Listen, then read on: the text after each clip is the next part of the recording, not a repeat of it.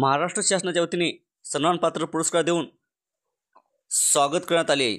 1975 ते 1977 या काळात लागू करण्यात आलेल्या आणीबाणीच्या काळात भारतीय लोकशाहीच्या रक्षणासाठी व मूल्याच्या जपवणुकीसाठी अत्यंत कठोर परिस्थितीतही निडरपणे उभे राहिलात।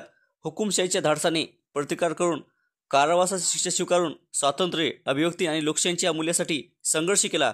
देशाच्या लोकशाही परंपरेचे रक्षण करण्याच्या या लढ्यातील योगदानाची दखल घेत अभिमानाने त्यांचा गौरव करण्यात आला आहे। आपण आपल्या कृतीतून विचारातून या सत्कार करीत आहोत, त्यामुळे या नागरिकांना महाराष्ट्र शासन सन्मानपात्र पुरस्कार देऊन त्यांचा गौरव करण्यात आला आहे।